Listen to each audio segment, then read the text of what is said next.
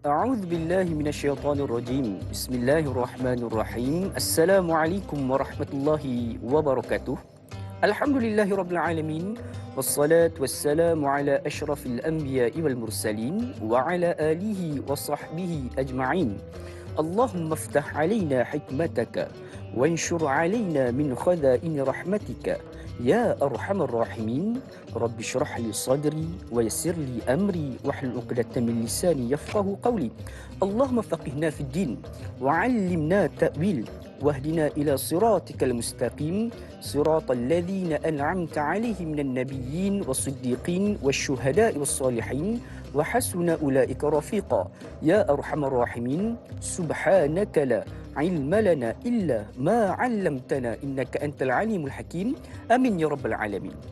Apa khabar sidang penonton sekalian? Sabahul khair, good morning, selamat pagi diucapkan kepada sidang penonton setia rancangan Bual Bicara Agama nombor 1 di Malaysia. Tak lain tak bukan, tanyalah Ustaz, biar tahu, jangan keliru. Alhamdulillah, pertama-tamanya sama-samalah kita panjatkan kesyukuran kita kepada Allah Subhanahu Wa Taala kerana dengan limpah serta kurnianya Allah Subhanahu Wa Taala mentakdirkan kita pada pagi ini untuk mempermudahkan sebenarnya jalan kita untuk ke syurga Allah Subhanahu Wa Taala melalui dengan hadirnya kita di dalam taman-taman syurga ataupun majlis ilmu. Di dalam sabdaan baginda sallallahu alaihi wasallam yang bermaksud barang siapa yang berusaha ataupun mempermudahkan jalannya di dalam menuntut ilmu, maka Allah Subhanahu Wa Taala pasti akan mempermudahkan jalan baginya untuk menuju ke syurga Allah Subhanahu Wa Taala. Mudah-mudahan dengan pertemuan kita pada pagi ini menjadi titik tolak kita untuk bersama-sama berkumpul juga seperti mana kita pada hari ini, pada pagi ini di dalam syurga Allah Subhanahu Wa Taala kelak insya-Allah. Amin ya rabbal alamin. Jadi sidang penonton sekalian, alhamdulillah kita bertemu lagi di dalam edisi 12 Februari 2021 bersamaan 30 Jamadil Akhir 1442 Hijriah. Hari ini merupakan hari terakhir kita berada di dalam bulan Jamadil Akhir dan insya-Allah pada maghrib malam ini sudah pun memasuki 1 Rejab di mana Nabi sallallahu alaihi wasallam telah mengajarkan kita untuk memperbanyakkan doa Allahumma atau iaitu yang bermaksud ya Allah kau rahmatilah kami di dalam bulan Rejab dan juga Syaban dan temukanlah kami di dalam bulan Ramadan. Insya-Allah di dalam bulan ini di dalam memasuki bulan Rejab ini jom sama-sama kita menambah dan meningkatkan lagi amalan kita insya-Allah. Jadi sidang penonton sekalian, insya-Allah sebelum mana kita nak melihat ataupun mendalami tajuk tentang perbincangan kita pada pagi ini, ayo sama-sama kita beralih sejenak ke skrin pada saat sekarang ini untuk sama-sama kita lihat statistik terkini penularan kes pandemik COVID-19 di Malaysia. Sehingga jam 12.30 hari semalam, sebanyak 3,384 kes baharu telah dicatatkan dan sebanyak 3,369 daripadanya adalah merupakan kes penularan tempatan, menjadikan kes aktif dan juga kebolehjangkitan di Malaysia adalah sebanyak 51,783 kes. Dan duka cita dimaklumkan terdapatnya penambahan 13 kes kematian baharu yang menjadikan jumlah keseluruhan kes kematian di Malaysia adalah sebanyak 936 kes. Jadi sidang penonton sekalian, kita di samping kita mematuhi SOP yang telah pun digariskan oleh Kementerian Kesihatan Malaysia, ayo sama-sama kita tingkatkan lagi disiplin diri kita. Sekiranya tidak ada keperluan untuk berada di luar rumah, pastikan kita sentiasa kekal di dalam rumah kita insya-Allah. Jadi sidang penonton sekalian, insya-Allah pada pagi ini kita akan sama-sama meneruskan lagi kesinambungan pengajian daripada topik tafsir dan taranum kita menerusi surah Al-Jathiyah ayat 17 hingga 20. Satu surah yang cukup banyak intipati yang kita boleh pelajari dan insya-Allah pada pagi ini kita akan teruskan lagi dan insya-Allah pada pagi ini bersama dengan panel kita yang cukup hebat, yang cukup tersohor, tidak perlu diperkenalkan lagi, iaitu yang berbahagia Ustaz Dr. Muhammad Farid Ravi Abdullah. Assalamualaikum Ustaz. Waalaikumsalam warahmatullahi Sihat Ustaz? wabarakatuh. Sihat alhamdulillah. Selesa Ustaz pakai face shield? Boleh. Dia nampak macam mula-mula lah sepelik sikit kan. Sebab dia duk kepit kat hidung kami ni. Hidung mancung Ustaz. Bukan, satgi kalau bersin habis. Allahuakbar.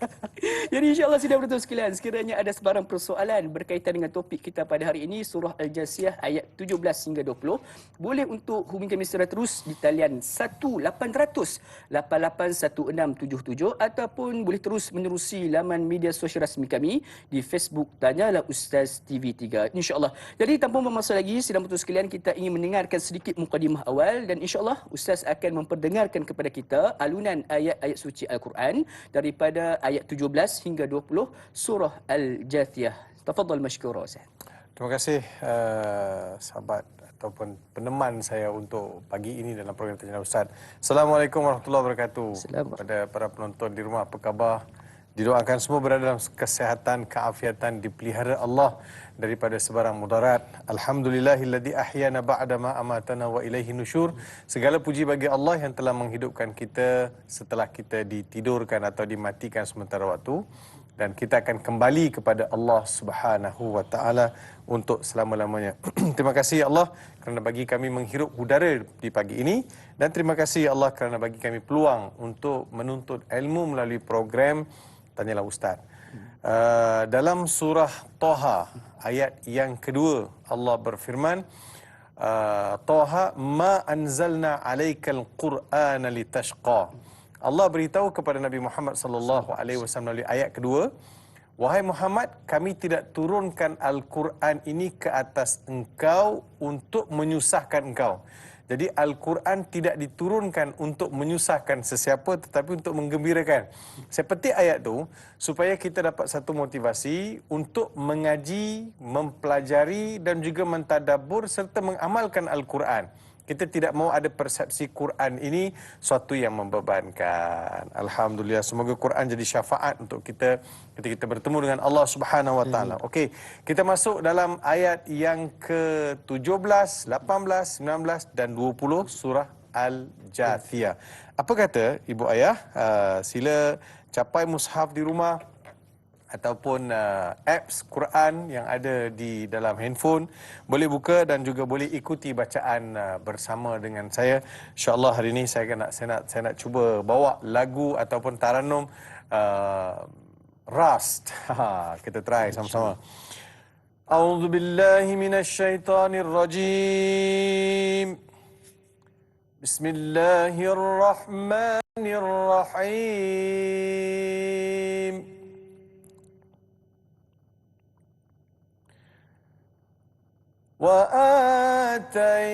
وآتيناهم بينات من الأمر فما اختلفوا إلا من بعد ما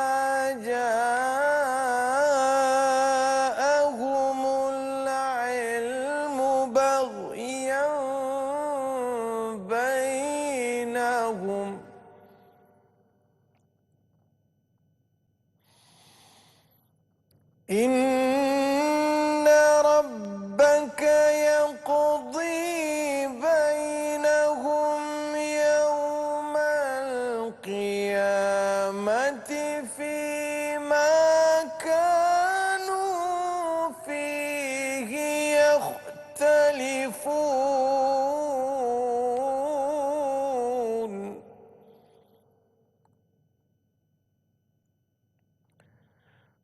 ثم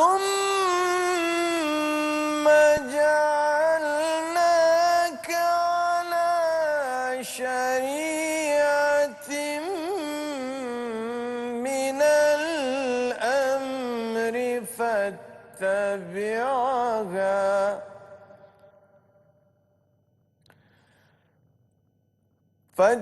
فاتبعها ولا تتبع أهواء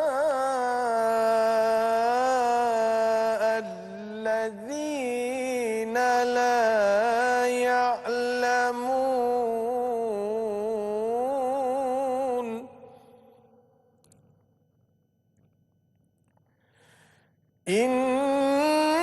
إنهم لن يغنوك عنك من الله شيئا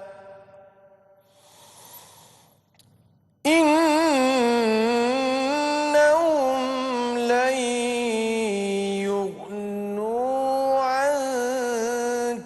من الله شيئا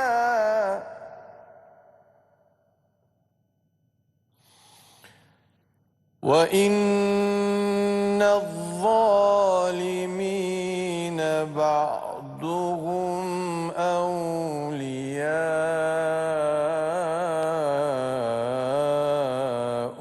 بعض والله ولي المتقين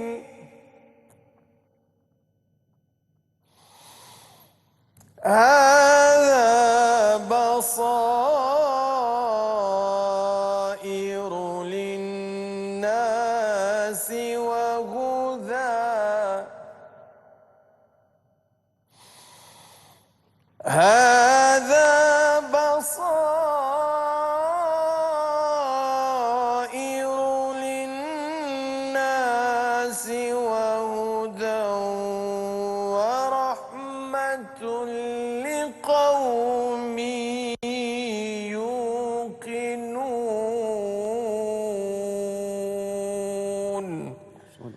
صدق الله العظيم صدق الله العظيم وبلغ رسوله الكريم ونحن على ذلك من الشاهدين. Kita tengok terjemahan ayat yang ke-17 dulu. وآتيناهم بينات من الأمر فما اختلفوا إلا من بعد ما جاءهم العلم بغيا بينهم إن ربك يقضي بينهم يوم القيامة فيما كانوا فيه يختلفون. Yang bermaksud, dan lagi kami telah berikan mereka keterangan-keterangan yang jelas lagi nyata mengenai perkara-perkara agama. Maka mereka tidak berselisihan dalam perkara agama itu melainkan setelah sampai kepada mereka ajaran-ajaran yang memberi mereka mengetahui apa yang baik dan apa yang di sebaliknya. Dan yang sebaliknya berlakunya yang demikian. Nanti kita akan tengok apa maksud di sebalik perkataan-perkataan ini. Kerana hasad dengki yang ada dalam kalangan mereka, sesungguhnya Tuhanmu akan menghukum di antara mereka pada hari kiamat tentang apa yang mereka perselisihkan. Itu ayat 17. Ayat ke-18. Thumma ja'alnaka ala syari'atin minal amri fattabi'ah wa la tattabi' ahwa alladhina la ya'lamun. Kesudahannya kami jadikan engkau wahai Muhammad dan utuskan engkau menjalankan satu syariat, iaitu yang cukup lengkap dari hukum-hukum agama, maka turutlah syariat itu dan janganlah engkau menurut hawa nafsu orang-orang yang tidak mengetahui perkara yang sebenar. Ayat yang ke-19. Innahum lan yughnu 'anka minallahi syai'a wa innadh zalimina ba'duhum awliya'u ba'd wallahu waliyul muttaqin. Sesungguhnya mereka tidak sekali-kali dapat menyelamatkanmu sedikit pun dari azab Allah, iaitu kalau engkau menurut mereka. Dan sesungguhnya orang yang zalim itu setengahnya menjadi penolong dan penyokong bagi setengah yang lain, iaitu dalam perkara yang salah. Dan iaitu sebaliknya, Allah Subhanahu wa taala menjadikan penolong dan pelindung bagi orang-orang yang bertakwa yang engkaulah pimpinnya. Ayat yang ke-20. Hadza basairu lin-nasi wa hudan wa rahmatul liqaumin yuqinun. Al-Quran ini menjadi panduan-panduan yang membuka mata hati manusia dan menjadi hidayah petunjuk serta membawa rahmat bagi kamu yang meyakini kebenarannya. Itu translation dia. Itu terjemahan dia. Gugusan ayat 17 hingga 20 ya membicarakan mengenai syariat Nabi Muhammad sallallahu alaihi wasallam, sekaligus memberitahu bagaimana Bani Israel yang telah diberikan kitab, telah diberikan kebenaran, kemudian mereka berselisih terhadap syariat yang dibawa oleh nabi-nabi dan rasul-rasul mereka. Walaupun di dalam kitab-kitab mereka telah diberitahu akan kedatangan Nabi Muhammad sallallahu alaihi wasallam, tapi masih lagi mereka berselisih. Kemudian Allah beritahu Allah akan buat keputusan di akhirat kelak. Allah akan buat keputusan di akhirat kelak akan setiap perkara yang mereka perselisihkan. Allah beritahu kepada umat Nabi Muhammad sallallahu alaihi wasallam bahawa inilah syariat yang dibawa oleh Nabi Muhammad sallallahu alaihi wasallam. Jangan ikut hawa nafsu, jangan ikut syariat selain syariat Nabi Muhammad sallallahu alaihi wasallam. Apapun, Al-Quran disebut sebagai basair, sebagai pintu mata hati yang membuka kebenaran, bawa kepada kebaikan dunia dan akhirat. Itu sedikit rumusan yang boleh kita rumuskan sebelum kita pergi detail tadabbur setiap ayat mengenai apa yang tersirat dan tersurat di sebaliknya. Terima kasih. InsyaAllah. Jadi sedang-sedang sekalian, itulah tadi kita diperdengarkan oleh yang bahagia doktor kita daripada surah Al-Jasiyah ayat 17 hingga 20. Jadi jom sama-sama kita terus setia di hadapan televisyen pada saat ini. Jangan ke mana-mana, teruskan bersama kami rancangan Tanyalah Ustaz, biar tahu jangan keliru. Kembali sebentar sahaja lagi, insya-Allah.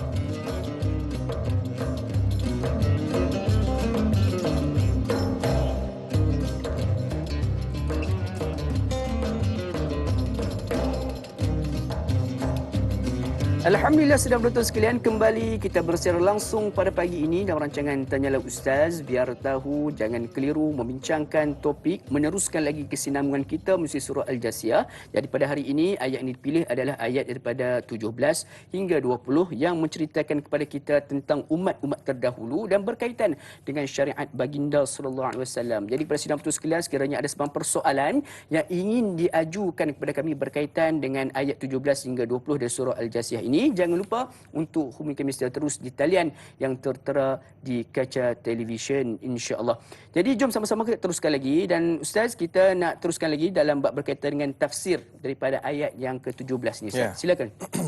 Terima kasih dan Luqman kepada para penonton yang saya kasih sekalian. Ayat yang ke-17 Allah berfirman, wa atainahum bayyinatin minal amr فما اختلفوا إلا من بعد ما جاءهم العلم بغيا بينهم إن ربك يقضي بينهم يوم القيامة فيما كانوا فيه يختلفون. Kita telah lihat terjemahan dia. Wa atainahum, kami telah datangkan kepada mereka. Allah yang datangkan kepada mereka petunjuk-petunjuk, iaitu bayyinat. Petunjuk bayyinat ini dia termasuk juga di dalam yang dikategorikan mukjizat Nabi sallallahu alaihi wasallam, dan juga mukjizat itu dalamnya termasuk perintah-perintah agama, syariat Allah Subhanahu wa taala. Wa atainahum bayyinatin minal amr. Jadi Allah telah berikan kepada Bani Israel segala macam petunjuk, ayat wa mukjizat. Dan juga disebut al-amr di sini ialah min amri din fama waqa bainahum khilaf fid din. Jadi seperti mana disebut oleh Al-Izz Abdus Salam yang meninggal pada tahun 606, beliau sebut yang mereka perselisihkan itu adalah dalam perselisihan agama. Sedangkan Allah Subhanahu wa taala telah datangkan kepada kita agama yang jelas. Apa perlu perselisihan lagi? Bukankah nabi itu tugas dia menjelaskan apa yang Allah turunkan? Dan bagi kita umat Islam, kita lihat kita pula, selain daripada kita telah lihat Bani Israel, kita yang umat Nabi Muhammad sallallahu alaihi wasallam, kita ni setelah datang penjelasan yang begitu jelas, innal halala bayyinun wal harama bayyinun, yang halal tu jelas, yang haram tu jelas, dalam Al-Quran perintah-perintah Allah semua jelas, Tapi apa perlu perselisihan lagi? Tapi Bani Israel, dia sentiasa berselisih. Famakhtalafu illa min ba'di ma ja'ahumul ilmu baghyan bainahum. Saya nak tanya ibu ayah sekarang ni. Cuba kita fikir sama-sama. Wajarkah berselisih setelah datang ilmu yang nyata? Tak wajarlah. Dulu kalau jahil, tak tahu, kita berselisih dalam cerita. Sekarang Allah dah datangkan segala bukti, segala dalil, Nabi, Rasul, Wahyu. Kalau Bani Israel ni ada Taurat, ada Injil, ada Asfarul Anbiya, ada Zabur. Jadi mereka telah dibekalkan dengan wahyu dan juga kitab-kitab, suhuf untuk jadi panduan. Tapi apa yang mereka buat? Mereka perselisihkan. Setelah datang kebenaran, kenapa harus berselisih lagi? Kita senang aja. Bila kita melihat sesuatu perkara itu, kita perselisihkan. Datang bukti yang nyata, datang hujah yang tuntas, datang dalil-dalil yang membuktikan kebenaran. Apa harus aku berselisih lagi? Kenapa saya harus berselisih? Tapi masih mereka berselisih. Baghyan bainahum. Kenapa masih berselisih? Allah bagi tahu, baghyan bainahum. Tengok, itu key point dia. Kenapa mereka berselisih? Baghyan bainahum. Melampau. Melampau satu, sombong satu, hasad dengki satu. Dia macam-macam yang mempengaruhi mereka ni sehingga mereka tidak boleh tunduk kepada kebenaran. Tidak boleh tunduk kepada kebenaran. Kita lihat sajalah, banyak kali kita cerita dah. Bagaimana Nabi Musa alaihi salam berjuang dengan Bani Israel, membuktikan kepada mereka mukjizat-mukjizat Allah Subhanahu wa taala, membawa segala macam bukti yang nyata. Bila Nabi Musa ajak mereka beriman, mereka jawab, lan nu'mina laka hatta narallaha jaharatan. Musa, engkau suruh kami beriman kepada Tuhan, beriman pada Allah, beriman pada Allah. Allah itu kami tak nampak. Nak suruh kami beriman, suruh Allah tu datang depan kami. Hatta narallaha jaharatan. Jadi macam mana ni? Sebab itu Nabi Musa bawa sekumpulan pembesar-pembesar Bani Israel pergi ke Jabal Turi Sina. Diriwayatkan 40 orang, ada riwayat sebut dengan bilangan-bilangan yang berbeza lah, dan beberapa kali. Bawa pergi sab'una rajulan limiqatina, 70 orang dibawa. Nabi Musa bawa 70 orang ke Jabal Turi Sina. Sampai di situ nak tengok sangat Tuhan kan. Nak sangat tengok Tuhan. Ambil wakil sudahlah, 70 orang pembesar bawa pergi. Datang satu cahaya yang datang satu bunyi yang begitu kuat yang menjadikan mereka rebah jatuh. Sa'iqah. Datang bunyi yang begitu kuat. Allah bagi bunyi je. Allah tak bagi benda lain, bagi bunyi je. Pengsan. Ada riwayat sebut 3 hari mereka pengsan. 3 hari mereka pengsan, kemudian mereka dibangunkan balik. Macam mana sekarang ni? Mudah-mudahan kamu bersyukur kamu tidak dimatikan. Tapi lepas tu mereka berselisih lagi. Sama juga. Jadi maksudnya bila minta bukti, bukti itu bukan untuk mereka beriman tapi untuk berselisih. Benda ni sama berlaku di zaman Nabi SAW. Bila kafir Quraisy kata, Muhammad, begini, satu hari Nabi Muhammad SAW sedang duduk menyampaikan dakwah pada para sahabat, lalu sekumpulan Quraisy yang mana di dalam mereka ada juga Yahudi, ada juga bangsa, ada juga Majusi pun ada. Jadi mereka bersekongkol. Mereka lalu depan Rasulullah sallallahu alaihi wasallam. Mereka tengok pada malam tersebut bulan sedang penuh purnama. Mereka kata, Muhammad, nak suruh kami beriman dengan kau, boleh, tapi dengan satu syarat. Apa dia? Engkau belah bulan tu jadi 2. Kau belah bulan tu jadi 2. Kalau bulan tu kau boleh belah jadi 2, kami akan beriman. Rasulullah sallallahu alaihi wasallam menerima ia sebagai satu peluang nak berdakwah pada pembesar Quraisy, kepada pembesar Yahudi dengan pembesar-pembesar dari kalangan Majusi. Nabi Muhammad sallallahu alaihi wasallam dengan izin Allah mengangkat jari, tunjuk begini lurus gini, terbelah bulan tu jadi 2. Semua mereka ni lihat bulan itu terbelah jadi 2. Semua lihat. Tadi hampa yang minta kata. Tapi sebelum tu, Nabi buat deal. Nabi kata, okey, kalau saya berjaya membelah bulan ni jadi 2, adakah kalian akan beriman kepada dakwah aku? Dia jawab, okey, belah. Kalau belah je bulan tu jadi 2, kami akan beriman dengan kau, wahai Muhammad. Nabi Muhammad angkat tangan, tunjuk jari tangan begini, bulan terbelah 2 dengan izin Allah Subhanahu wa taala. Kemudian dia tutup balik, berkatup balik kan. Dia cantum balik. Nabi tanya, sekarang macam mana? Kamu suruh aku dah belah dah sekarang ni. Macam mana? Apa dia jawab? Hada sihrun mubin. Sihir pula. Ini sihir yang nyata. Wahai Muhammad, engkau ni tukang sihir. Engkau ni dah tadi kata lain. Maksudnya daripada awal lagi kamu tak nak beriman. Daripada awal lagi tak nak beriman. Dia saja nak cabar, saja nak buang masa. Tapi Allah Subhanahu wa taala rakamkan sikap mereka. Jadi baghyan kerana sifat engkar, sifat rasa takabur, hasad, benci tengok Islam. Apa pasal? Kenapa benci nak tengok Islam? Kenapa dia terlalu prejudis dengan Islam? Apa Islam dah buat?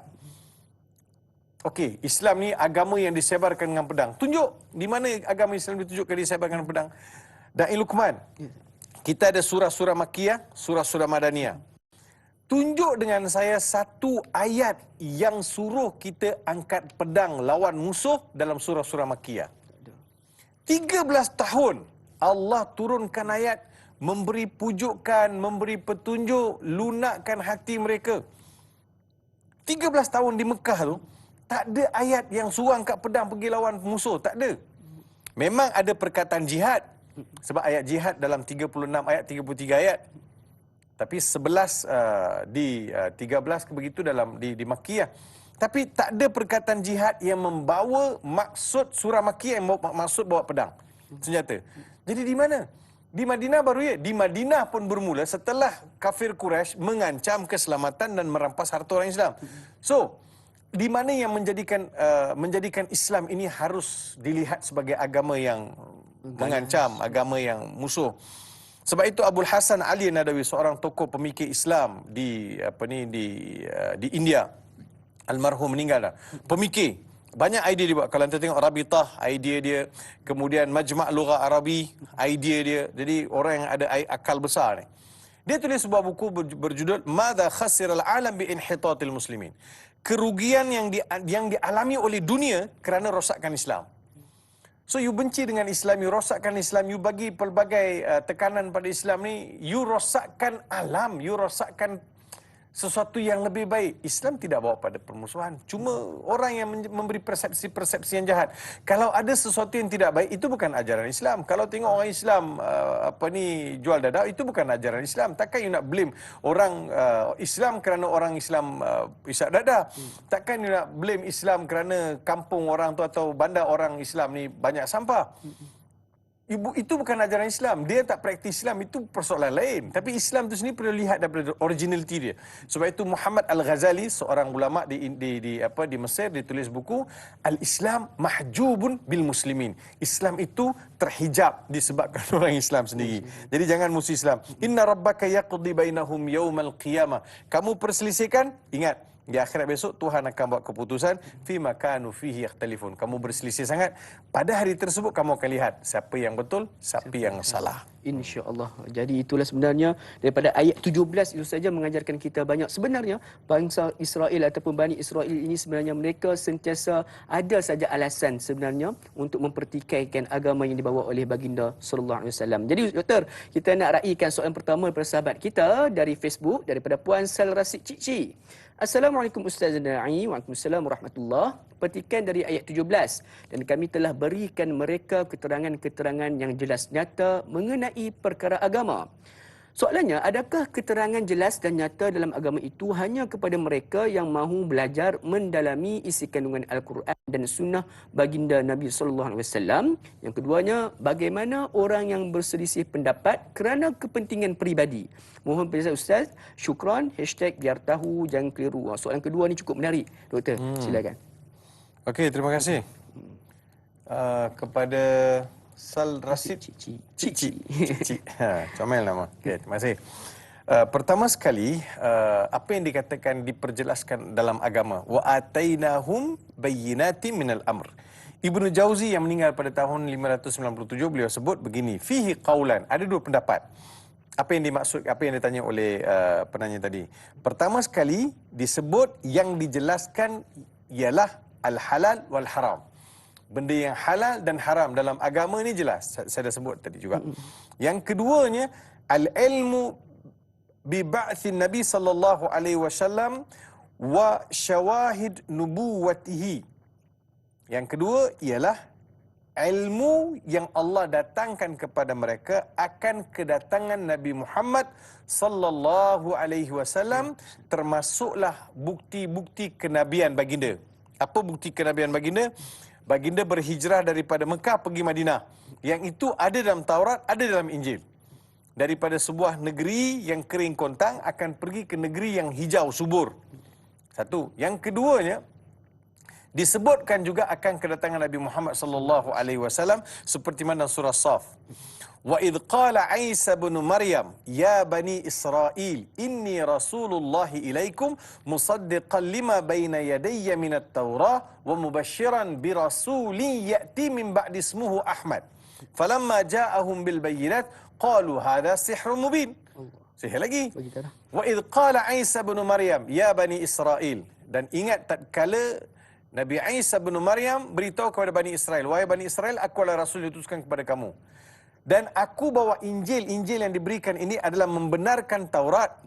Membenarkan Taurat. Sebab semuanya kutub samawiyah datang daripada Allah Subhanahu Wa Taala. Dan di dalam Taurat, di dalam Injil telah diberitahu birasul mubasyiran birasulin ya'ti min ba'di ismuhu Ahmad. Ada berita gembira bahawa kedatangan seorang rasul yang bernama Ahmad. Baik. Injil ini, perkataan Injil maksud dia adalah al-bisyarah. Injil maksudnya bisyarah. Apa dia bisyarah? Berita gembira. Sebab itu orang translate sebagai berita gembira. The New Testament orang kata berita gembira. Apa berita gembira? Apa berita gembira dalam tu? Kita nak tahu apa berita gembira. Berita yang gembira di dalam Injil ialah berita kedatangan Nabi Muhammad sallallahu alaihi wasallam. Maksudnya dinamakan Injil direlatekan kepada kedatangan Nabi Muhammad sallallahu alaihi wasallam. Maksud kedatangan Nabi Muhammad sallallahu alaihi wasallam adalah satu berita gembira. Sebab itu dinamakan sebagai al-bisyarah seperti mana disebut oleh Abdul Hamid Al-Farahi. Itu kepakaran beliau. So nak beritahu kepada tuan-tuan dan puan-puan sekalian bahawa kedatangan Nabi Muhammad sallallahu alaihi wasallam juga diberitahu sebagai bayyinat, suatu yang jelas. Sebab itu Salman Al-Farisi bila datang jumpa Nabi sallallahu alaihi wasallam, dia dah baca tu, dia dah tahu daripada dengan ahli kitab, dia dah faham dah kan. Nabi Muhammad ni pertama sekali dia tak akan makan sedekah. Pertama sekali Nabi Muhammad SAW dia tak akan makan sedekah. Kemudian Nabi Muhammad sallallahu alaihi wasallam dia ada tanda kenabian, ada tanda kenabian. Sebab itu Salman datang cari Nabi Muhammad sallallahu alaihi wasallam hari pertama, dia bawa sebiji kurma. Dia bawa sebiji kurma, dia kata, "Wahai Rasulullah, ini sedekah." Nabi kata, "Kami Nabi tak makan sedekah." Okey, Salman kata, satu lulus. Dia ada 3 benda nak tanya. Yang kedua, hari kedua Salman pergi, "Wahai Rasulullah, ini hadiah buah kurma untuk engkau Rasulullah." Rasulullah ambil, Rasulullah makan. Jadi lulus. Jadi Nabi makan hadiah, tak makan sedekah, makan. 2. Hari ketiga Salman pergi. Salman radhiyallahu anhu pergi jumpa Nabi sallallahu alaihi wasallam, dia ke kanan, ke kiri, ke depan, ke belakang. Dia jadi tak menentu. Dia ke sana ke sini, ke sana ke sini. Rasulullah panggil dia, "Ya Salman, aturidu thalithan?" Engkau sedang cari yang ketiga, Salman? Salman tergamam. Rasulullah selak baju, nampak ada khatmun nubuwah yang seperti telur burung merpati tu kan, ada bulat dia ni. Rasulullah selak, "Engkau cari yang ni kan?" Nabi toleh, bila Nabi selak aja, Salman pun cepat-cepat pergi kucuk bahu Nabi sallallahu alaihi wasallam. Jadi mereka tahu tanda-tanda kedatangan Nabi Muhammad sallallahu alaihi wasallam. Ar-Razi sebut begini, dia kata adillatu ala umur dunia. Ibnu Abbas berkata, yakni bayyana lahum min amri Nabi sallallahu alaihi wasallam annahu sayuhajir min Tuhamati ila Yathrib yakunu ansaruhu ahlu Yathrib. Diberitahu juga dalam kitab-kitab mereka Nabi akan berhijrah dari Mekah pergi Madinah dan akan menjadi pembantu-pembantu Nabi SAW adalah di kalangan Ansar. Okey, soalan kedua tadi. Soalan kedua berselisih. Kita nak jawab dulu. Kita nak berehat. Alright. Jadi doktor, kita akan dulu. raikan soalan yang kedua pada Puan Sarasi Cik. Namun sebelum tu kita berhenti berehat sebentar. Jangan ke mana-mana, teruskan bersama kami rancangan Tanya Ustaz biar tahu, jangan keliru.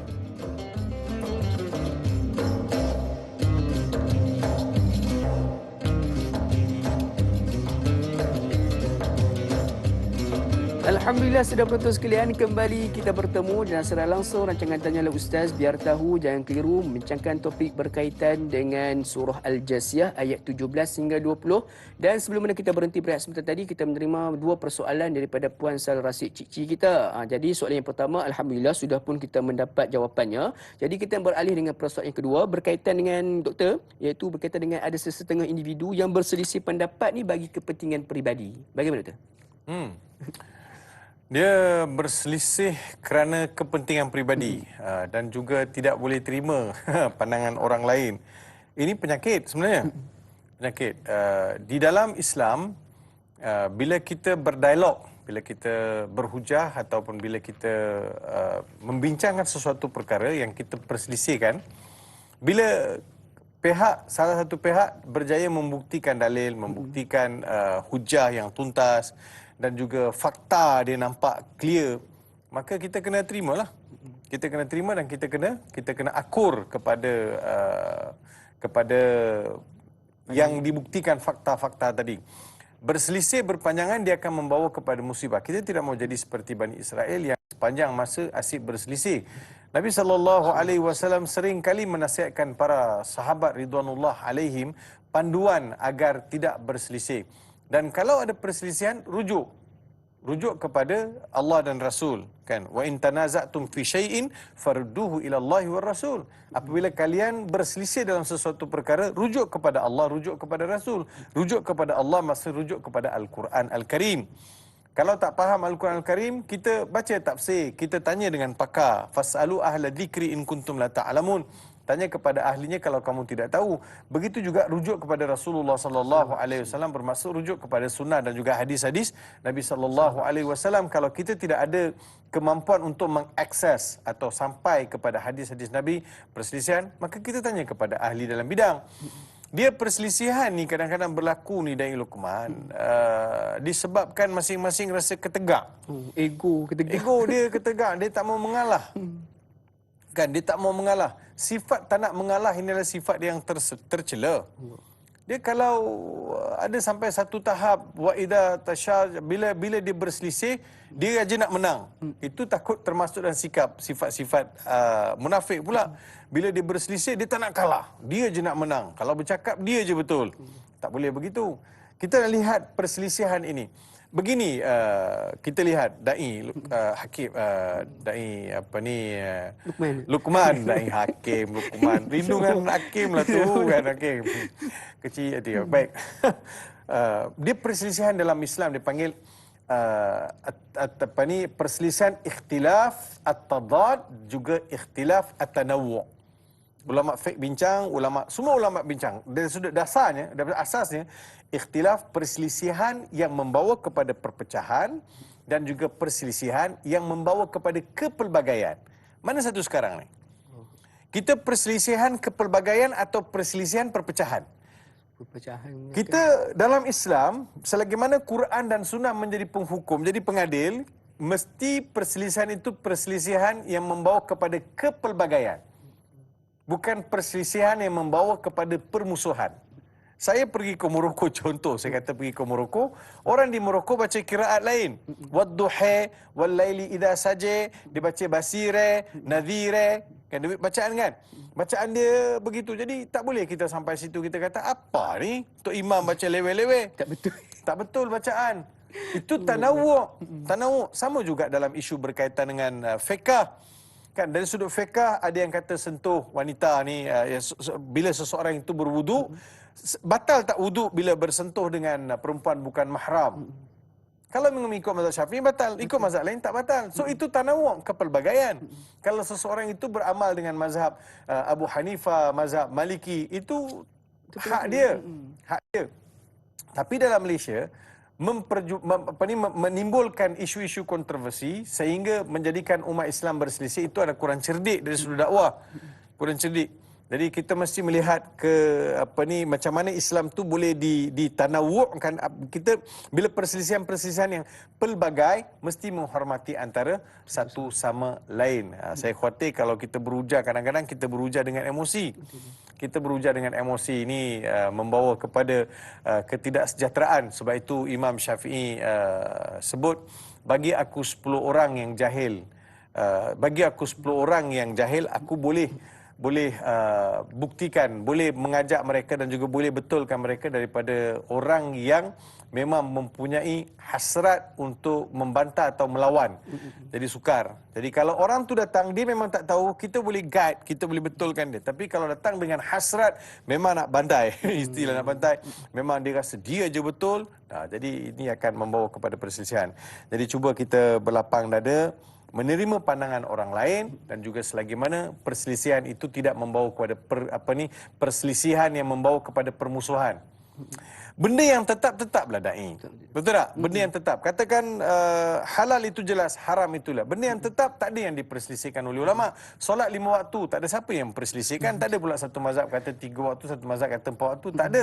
Ada yang perkara disepakati, ada perkara-perkara yang tidak disepakati kerana melihat kemampuan dari sudut olahan nas-nas dan juga teks-teks yang ada di kalangan para sarjana.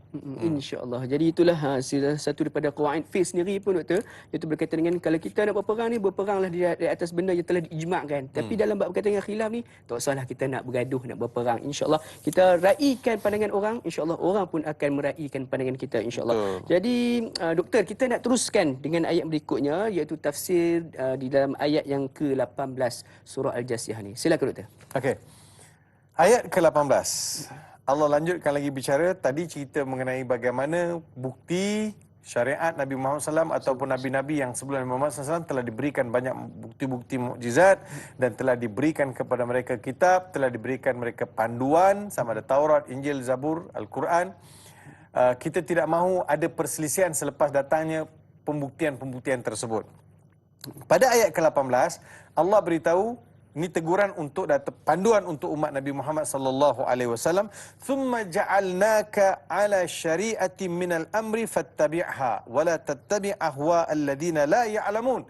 Yang bermaksud kemudian kami jadikan syariat yang kau ada ni sebagai "Tsumma ja'alnaka 'ala syari'atin minal amr."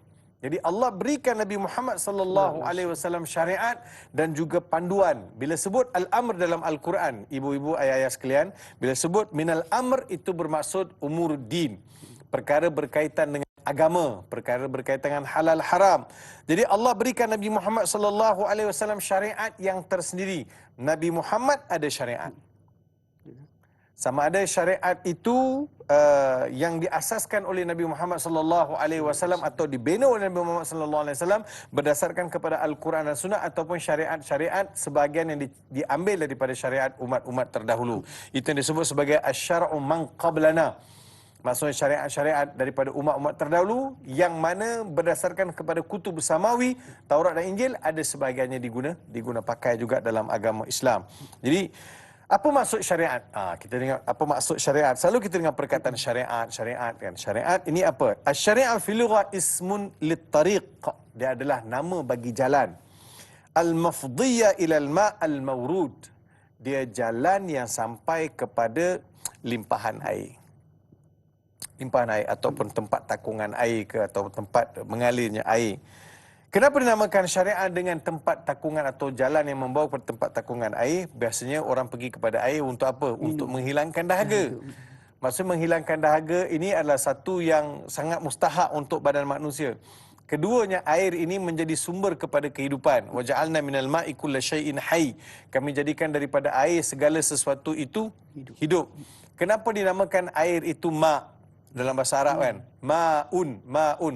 Sebab orang Arab dia nak namakan air ni dengan apa-apa nama dia tak tahu. Maksudnya dia bukan putih, dia bukan hitam, dia bukan kuning, dia bukan hijau, apa? Dia nampak tak tahu nak namakan apa benda ni. Masya-Allah. Kalau batu hajar, dia tahulah dia punya signifikan, batu ni keras, baling, sakit apa. Jadi boleh. Tapi air ni apa ni? Nak namakan apa? Namalah ma'. Kan biasa Arab tanya, mahaza, apa ini? So dikatakan air itu apa? Kalau kita terjemahkan, air itu adalah apa? Ma. Jadi dikatakan ma'un, air. Jadi air lah. Jadi Allah jadikan air ini sebagai sumber kehidupan manusia. Wa ja'alna minal ma'i kulla syai'in hayy. Saya ada baca beberapa artikel Daim, bahawa artikel yang menyebut bahawa air ini adalah menjadi sumber kehidupan manusia yang sangat penting. Dan sekiranya air, contoh untuk kesihatan, kalau air itu cukup dalam badan kita cukup air, dia punya jumlah air itu cukup, kita boleh elakkan daripada pelbagai penyakit. Sebab itu musim Covid ni kita nasihatkan banyak minum air. Banyak minum air kosong, banyak minum air suam, banyak minum air. Dan kalau kita kena selsema, demam, sakit kepala, migrain, pergi je doktor kata banyak minum air. Sebab air ni dia akan flush balik, dia akan buang balik semua yang tak baik dalam badan ni, dia akan cuci darah kita. So air masuk banyakkan minum air. Sebab inna masumiyatul adyan syara'i li'annaha turuqal musila ila mawrid thawab. Dinamakan agama itu dengan syariat kerana dia bawa kepada pahala. Sebab itu dalam ayat dalam surah Fatihah, ihdinas siratal mustaqim, wahai Tuhan tunjukkan kami jalan yang lurus. Ibnu Ashur sebut jalan yang lurus itu ialah jalan yang sampaikan kita kepada destinasi. destinasi yang membahagiakan. So jalan ini dia, syariat ini macam waste. Dia kena sampaikan kita kepada destinasi. Dia tak boleh pergi. Mana ni? Tak jumpa. Mesti akan Kan sampai. jumpa kat gaung sampai dekat apa kan, lereng bukit dan jadi mana ni? Nak sampai kepada destinasi. Sebab itu Imam Zamakhsyari dia sebut begini, dia kata ala tariqati wa manhaj. Maksudnya Allah Subhanahu wa taala beri Nabi Muhammad sallallahu alaihi wasallam syariat, satu jalan yang ada manhaj. Ada manhaj dalam Islam. Kemudian beliau sebut minal amr min amriddin fattabi' syari'ataka ats-tsabita bid-dalail wal hujaj. Wahai Muhammad, kau pegang agama ini. Sebab agama yang aku berikan kepada engkau ni agama yang tetap, datang dengan bukti, datang dengan logik akal. Dan jangan sama sekali kau toleh kepada yang lain. Wala tattabi' hujaj alaihi min ahwa' juhal. Jangan kamu toleh kepada hujah-hujah yang datang daripada pihak-pihak yang tidak bertanggungjawab. Begini. Fattabi' wa la tattabi' ahwa' alladhina la ya'lamun. Cuba dan lihat. Fattabi', ikutlah jalan syariat tadi, jangan engkau ikut jalan orang-orang yang membina agama ikut hawa nafsu ataupun ahwa' alladhina la ya'lamun. Orang yang tak mengetahui. Orang yang tidak mengetahui di situ kan. Saya fikir balik, mustahil Nabi Muhammad sallallahu alaihi wasallam ikut hawa nafsu orang ataupun ikut syariat orang. Tapi kenapa Allah beritahu? Takkan Allah tak tahu Nabi Muhammad ini seorang nabi yang terpelihara, seorang nabi yang dijaga, Allah yang adabkan baginda, Allah yang ajar. Tiba-tiba fattabi' wala tattabi' Muhammad, kau jangan ikut jalan orang yang tidak mengetahui, orang jahilin kau jangan ikut. Takkan Nabi Muhammad tak tahu? Sebenarnya tegahan ini bukan untuk Nabi Muhammad, untuk kita. Betul. Dia bak kata orang tua tu, dia kata pukul anak sindir menantu. Okay. Jadi Allah kata pada Nabi Muhammad, Muhammad, sebenarnya bukan pada Muhammad, pada kita. Jadi doktor, berkaitan dengan yang teguran ni, ataupun bukan untuk Nabi Muhammad tapi untuk kita ni, dia ada kaitan dengan soalan kita ni. Jadi kita nak raikan soalan daripada Puan Sahjatul Sidik kita. Assalamualaikum warahmatullahi wabarakatuh. Waalaikumsalam warahmatullahi. Ayat 18. Bagaimana cara pendekatan dakwah Rasulullah SAW ketika berhadapan dengan kaum musyrikin yang ketika itu hanya menurut hawa nafsu yang tidak tahu kebenaran? Mohon perkongsian ilmu, syukran. Jadi ini berkaitan, boleh Ustaz selitkan sedikit jawapan bagi persoalan ni? Ya, dia sebenarnya ada sebab nuzul ayat ni. Bagus juga soalan yang sudah kita tanya tadi. Ibnu Jauzi yang meninggal pada tahun 597, dia kata begini, qila sabab nuzul li hadhihi al-ayah anna ru'asa Quraisy da'u Rasulullah sallallahu alaihi wasallam ila din millat abaihi fanazalat hadhihi al-ayah. Kaum Quraisy memujuk Nabi Muhammad sallallahu alaihi wasallam supaya kembali balik kepada agama asal. Muhammad, sudahlah tu Muhammad, apa agama-agama Islam lah, apalah, Quran lah, apa kan. Sudah. Mari patah balik ke agama asal nenek moyang kita.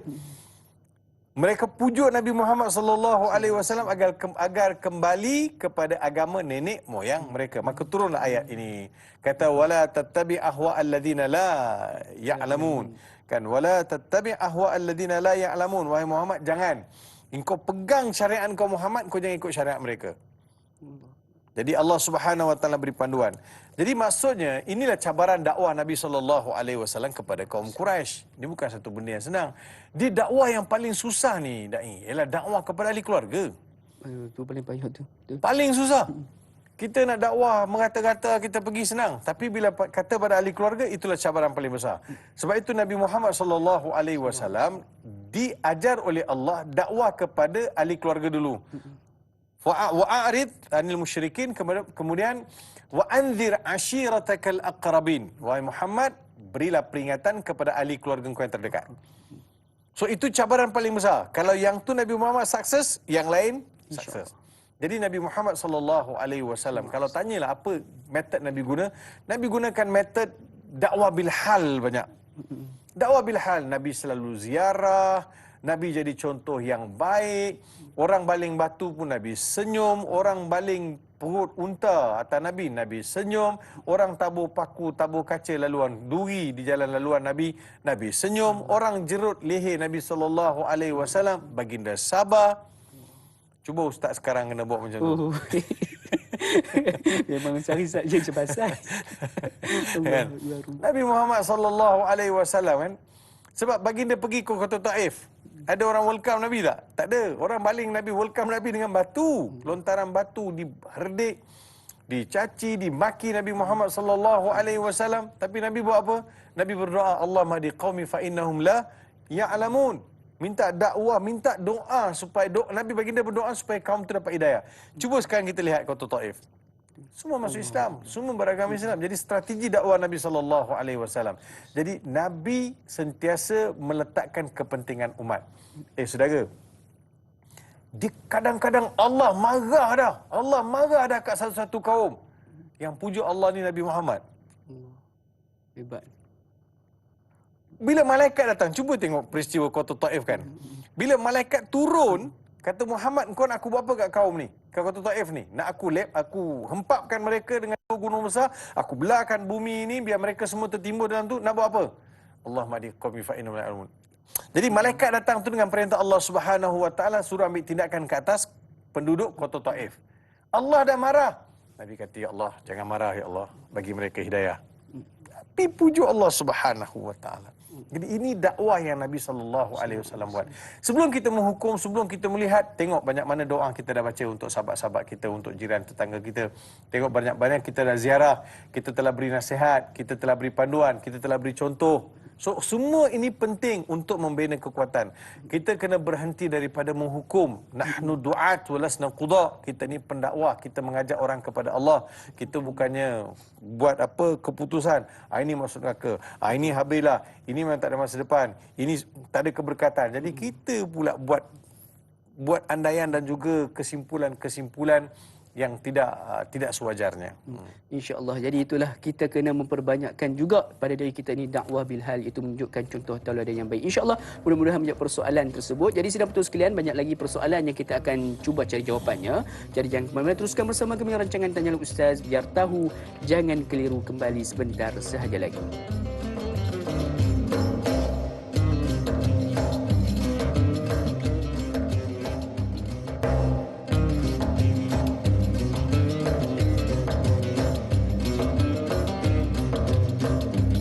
Alhamdulillah, sudah betul sekalian, kembali kita bertemu pada pagi ini rancangan Tanyalah Ustaz, biar tahu jangan keliru, membincangkan topik berkaitan dengan surah Al-Jathiyah ayat 17 hingga 20. Banyak sebenarnya intipati yang kita pelajari pada pagi ini berkaitan dengan baru saja dua ayat 17 dan juga 18, dan mudah-mudahan dengan setiap apa yang kita baca dan juga kita tadabbur daripada Al-Quran ini menjadi pedoman hidup kita. Amin ya rabbal alamin. Jadi jom sama-sama kita nak beralih dengan persoalan daripada sahabat kita yang berikutnya dari Puan Mazni Hassan.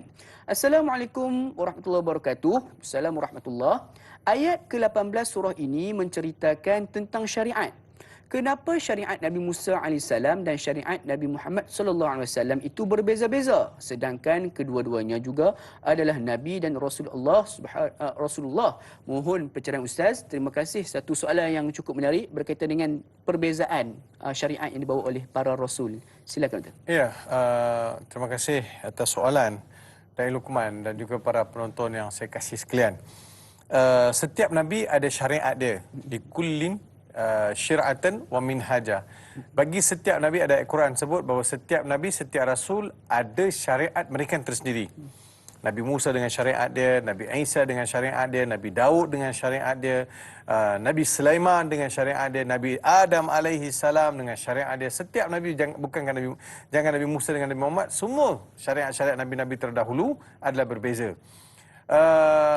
Contoh syariat Nabi Adam alaihi salam, seperti yang kita bincang tadi. Syariat Nabi Adam alaihi salam, Hawa ni bonda kita Hawa kan. Kita mak sama tau Dai Luqman. Entah jangan macam-macam. Kita color lain tapi bonda kita, ayah kita sama, jangan macam-macam. Kan? Jadi color lain tak apa. Jadi ini color mak, saya color bapak. Sebab nama Adam ni, Adam maksud hitam manis. Jadi saya sama dengan Adam lah. Oh, saya ikut. Siapa yang nama Adam tu kena maksud dia kena hitam manis. Jadi Adam makna dia hitam manis. Sebab itu Nabi Adam dinamakan dengan Adam. Manusia pertama namanya Adam sebab dia color dia hitam manis. Jadi nak tengok Adam, tengok saya. Baik. kalau syariat Nabi Adam alaihissalam, Hawa melahirkan anak 20 kali. She pregnant for 20 times. 20 kali pregnant. Setiap kali beranak kembar. So dapat 40 orang anak. Hawa beranak 40 orang anak. Jadi kalau hari ni orang beranak 40 tak ada lah. Tak ada. Memang tak ada hari ni 40 orang beranak mana ada. So 40 orang dan dia kahwin tu dia kahwin dia panggil cross. Katakan pertama kembar A dan B. Kembar kali kedua beranak C dan D. So dia akan cross. A kalau lelaki kahwin dengan C ataupun C ataupun D. Sebab itu mengikut riwayat sebut Qabil dan Habil kan. Qabil dan Habil ni adalah kembar Qabil ndaklah kembar Habil ndaklah berkahwin dengan kembar Qabil. Kembar Qabil ndaklah kahwin dengan kembar Habil. Jadi kembar Qabil ni dia tak nak kahwin dengan kembar Habil sebab dia kata kembar Habil ni tak comel. Dia nak kahwin dengan kembar dia, mana boleh? So dia nak lawan syariat. Itu syariat Nabi Adam alaihissalam. Kalau syariat Nabi Musa alaihissalam, saya nak beritahu, taubat syariat Nabi Musa alaihissalam adalah terjun daripada tempat tinggi, bunuh diri. Allah. Nakkah syariat tu? Kan? Kan Allah Ta'ala berfirman dalam surah Al-Baqarah, "Wa idh qala Musa liqaumi ya qaumi innakum zalamtum anfusakum bittikhadikumul ijla fatubu ila bari'ikum faqtulu anfusakum dzalikum khairul lakum 'inda bari'ikum fataba 'alaikum innahu huwat tawwabur rahim." Yang bermaksud, dan ingatlah tatkala Nabi Musa beritahu kepada kaum dia, "Wahai kaum, sesungguhnya kamu telah melakukan kezaliman dengan menjadikan anak lembu sebagai Tuhan." Kan Samiri, kan? Anak lembu, Ijl, anak lembu sebagai Tuhan. Jadi kamu hendaklah bertaubat. Fatubu ila bariikum faqtulu anfusakum. Taubat kepada Tuhan kamu Maha Pencipta. Taubat macam mana? Faqtulu anfusakum. Bunuh diri kamu. Bunuh tu dia diriwayatkan pergi tempat tinggi, terjun. Itulah taubat. Mati ya. Taubat tu habis dengan mati. Jadi itu syariat Nabi Musa. Syariat Nabi Ibrahim alaihissalam berbeza dengan syariat kita. Jadi setiap nabi ada syariat yang tersendiri. Jadi syariat Nabi Musa dengan syariat Nabi Muhammad sallallahu alaihi wasallam. Tapi ada syariat-syariat daripada agama-agama samawi yang dibuatkan dalam Al-Quran Al-Karim yang dinamakan sebagai asy-syar'u man qablana. Contoh haji. Ibadat haji adalah syariat Nabi Ibrahim alaihissalam. Nabi Ibrahim alaihissalam orang pertama yang disyariatkan untuk buat ibadat haji. Kemudian syariat itu dibawa ke dalam syariat Nabi Muhammad SAW dengan diperhalusi lagi dan juga diperbaiki lagi. Cara nak buat ibadat haji. Jadi dia ada perbezaan. Nabi Ibrahim ada yang baru ni kata ikut milah Ibrahim. Ingat tak? Baru ni ada ajaran pula ikut ajaran sesat, ikut ajaran Ibrahim. Habis ajaran Nabi Muhammad tak mana? Kan ikut ajaran Ibrahim. Saya kata senang aja, ajaran syariat Nabi Ibrahim alaihissalam ni, Nabi Ibrahim berkhatan ketika umur 80 tahun. Ikhtatana Ibrahim alaihissalam wa huwa ibnu 80 sanah dalam Sahih Bukhari. 80 tahun. Jadi jenuh lah. Tunggu. Jadi sebab kenapa 80 tahun, umur mereka panjang dan pada masa itu datang syariat yang suruh mengubah dan juga suruh melaksanakan satu perintah. Jadi dia tak sama kan? Jadi kita kena beginilah, kita sebagai umat Nabi Muhammad sallallahu alaihi wasallam, kita bertanggungjawab belajar dan faham syariat Nabi Muhammad sallallahu alaihi wasallam. Mengajilah, hadirlah ke kelas. Sekarang ni kelas masjid-masjid tak buat kelas sekarang dalam keadaan PKP. Jadi kita boleh belajar online, kita boleh beli buku, kita boleh baca, kita boleh buat group discussion. Jadi gunakan metod-metod yang ada, gunakan elemen teknologi yang ada untuk jadikan teknologi ini membantu kita faham agama. InsyaAllah. Jadi syariat setiap Nabi itu adalah berdasarkan zaman dan juga kesesuaian bagi umat pada zaman tersebut. Bayangkan Doktor, sekiranya syariat Nabi Muhammad ni tidak diikuti, maka solat terpaksa 50 waktu. Jadi Alhamdulillah dengan datangnya syariat Nabi Muhammad, kita hanya perlu solat 5 waktu. Itu pun masih lagi ada yang tinggal. Jadi insyaAllah mudah-mudahan jadi satu tadabbur buat kita bersama. Jadi jom sama-sama kita beralih dengan persoalan berikutnya daripada Muhammad Izzuddini. Assalamualaikum Ustaz Dr. Muhammad Farid Rabi dan Luqman, kru TV3 dan TV9 yang bertugas. Waalaikumsalam warahmatullahi. Soalan saya, pada pertengahan ayat ke-18 yang berbunyi, maka turutlah syariat itu. Jalan yang jelas dan syariat sudah ada, tetapi mengapakah masih ada lagi yang membuat bid'ah dalam agama? Adakah disebabkan oleh hawa nafsu sudah menguasai diri seseorang itu berbuat demikian? Mohon perkongsian ilmu doktor daripada Pasir Mas, Kelantan. Soalan yang baik, silakan doktor. Okey. Terima kasih kepada saudara Muhammad Izzu Dini atas soalan yang dikemukakan. Dalam ayat ini disebut fattabi'ha wa la tattabi' ahwa alladhina la ya'lamun. Ikutlah syariat Nabi Muhammad sallallahu alaihi wasallam dan jangan ikut syariat orang yang membawa hawa nafsu sedangkan mereka tidak mengetahui. Imam Qurtubi yang meninggal pada tahun 671 dalam tafsir ini, saya baca koleksi tafsir-tafsir ulama-ulama ni. Imam Qurtubi sebut syariat dalam ayat ini al-madhhab wal millah, maksudnya madhhab dan juga batasan agama. Madhhab ini maksudnya jalan yang dipilih. Millah ini adalah batasan-batasan agama. So setiap agama ada batasan dia, ada sempadan dia. You cannot cross the border. So kita tak boleh nak melampaui atau melampaui satu batasan daripada agama. Itu yang satu. Yang keduanya, masyara'allahu li ibadihi minad din. Yang keduanya, syariat ini juga membawa maksud apa yang Allah telah tetapkan dalam agama. Itu yang kedua. Yang ketiga, ala manhajin wadihin minad din yashra'u bika ilal haq. Maksudnya syariat Nabi Muhammad SAW berada di atas manhaj yang jelas. Dia bukan manhaj yang keliru, bukan manhaj yang tidak boleh dicapai. Jadi manhajnya jelas yang akan membawa kepada kebenaran. Qatadah menyebut begini, asy-syari'ah al-amr wal nahi wal hudud wal faraid. Syariat yang dimaksudkan dalam ayat ini ialah perintah, tegahan, batasan dan juga kefarduan. Soalan yang saudara tanya tadi adalah soalan berkaitan dengan ada orang mereka mencipta sesuatu amalan. Kita mesti lihat apa yang dicipta sebenarnya. Kalau dicipta pergi puja kubur, kita kata tak boleh. Kalau dia pergi orang tawaf 7 kali, dia tawaf, dia kata mesti tawaf 9 kali, tak betul. Orang kata buat haji dekat Mekah, dia buat haji dekat satu kampung yang tawaf adalah tawaf tok guru dia, kira masuk dah buat haji. So itu tak betul. Solat yang kita kata zuhur 4 rakaat, dia kata buat 3 rakaat atau 5 rakaat, ini tak betul. Ini namanya bid'ah. Adapun selain daripada itu, kita nak mengkategorikan sesuatu amalan sebagai bid'ah, kita kena berhati-hati. Sebab ada perkara-perkara yang kita lihat dalam agama ini, dia adalah benda-benda yang furuk. Sebab fatwa negeri Selangor dan juga negeri-negeri lain, bahawa perselisihan dalam furuk itu tidak patut dijadikan sebagai tuduhan bahawa perkara itu adalah bid'ah. Contoh kita hari ini kita cakap baca Yasin, bid'ah lah, itulah, inilah. Saya fikir biarlah orang nak baca Yasin, bacalah dekat masjid. Tapi asalkan kita tidak melampau. Kita tidak kata siapa tak baca Yasin berdosa. Siapa tak buat ini berdosa, haram, masuk neraka. Itu tidak boleh. Selagi mana amalan-amalan itu adalah amalan-amalan digalakkan, disunatkan, dia tidak menjadi isu. Saudara nak boleh nak buat pun tak apa, saudara tak nak buat pun tak apa. Tidak ada siapa yang paksa perkara yang namanya sebagai perkara-perkara furuk, perkara-perkara yang digalakkan ataupun lebih kepada fadail. Adapun tunjang agama, dia adalah perkara yang disepakati. Tak ada mana-mana mazhab, tak ada mana-mana aliran, tak ada mana-mana mazhab yang muktabar yang kata zuhur boleh jadi 5 rakaat. Tak ada.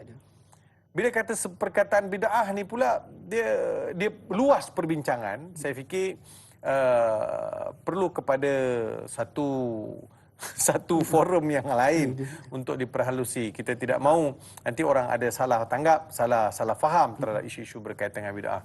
Dia basic ni kalau dalam bahasa Arab ni dipanggil bid'ah ni asal perkataan bada'ah, badi', indah, memperindahkan, memperelokkan. Mungkin ada ulama lihat inilah elok, inilah boleh membantu, menggalakkan.